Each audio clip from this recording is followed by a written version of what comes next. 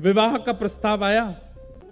हमारी माता जी ने कुछ कहा था कि जगन्नाथ महाप्रभु से पूछना, आज्ञा लेना, क्या कहते हैं। तो हमने जगन्नाथ महाप्रभु को प्रणाम किया। मैंने कहा आप कैसे हैं? ठीक हैं, आनंद में हैं, बड़ी कृपा, आप हमको बुलाते रहते हैं। अभी सितंबर में हमारी कथा भी जगन्नाथपुरी में है।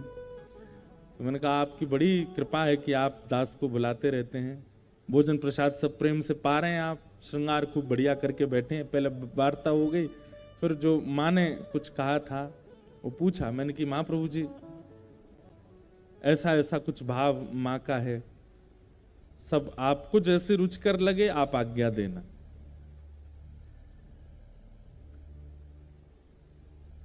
अब मैं बैठा था, कोई आज्ञा तो कुछ दी नहीं उन्होंने, ऐसा कुछ मन में आया नहीं कि ये कह रहे हो कि हाँ ठीक है। इतने में ही वो पंडा पुजारी जी आए, चलो चलो चलो हरि हरि बोलो, हरि हरि बोलो, चलो उठाने लगे। मैंने कहा आपने कुछ संकेत तो दिया नहीं, हम कुछ पूछ रहे थे, उसका एक संकेत, शुभ संकेत तो दे दो। तो मैंने मन में विचार किया कि ये पुजारियों के हाथ में जो डंडी लगी रहती हैं, 2 डंडियां लगी रहती हैं, उसको ऐसे मारते हैं सिर पे। मैंने कहा अगर ये डंडी पड़ी तो समझ जाऊंगा ठाकुर जी मना कर रहे हैं, और अगर कोई ठाकुर जी की प्रसादी माला आ गई तो समझ जाऊंगा हाँ कह रहे हैं। अब बड़ी दुविधा में पड़ जाते हैं कई बार तो, क्योंकि ठाकुर जी बड़े खेलते हैं, ना तो डंडी पड़वाते हैं ना माला ही देते हैं। ले अब तू देख क्या करेगा।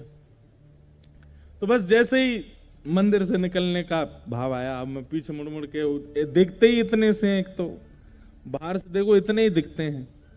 यहाँ के जगन्नाथ जी तो फिर भी इधर वालों को तो दिख रहे होंगे, इधर वालों को तो कैसे इतने ही दिख रहे होंगे।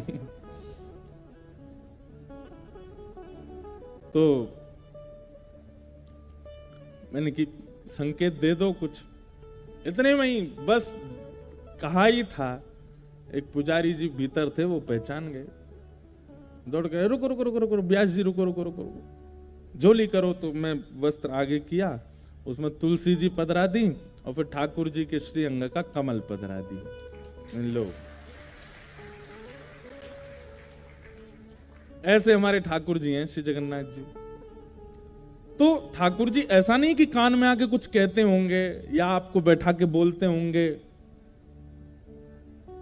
जब आप सेवा में निमग्न हो जाते हैं तो आपको अनुभव ही हो जाता है कि ठाकुर जी क्या संकेत कर रहे हैं, और या फिर इस प्रकार से कुछ ना कुछ संकेत इधर उधर के कर देते हैं।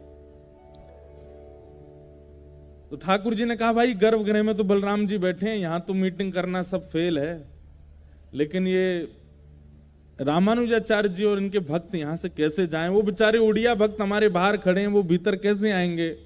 हमको उनकी याद आ रही है।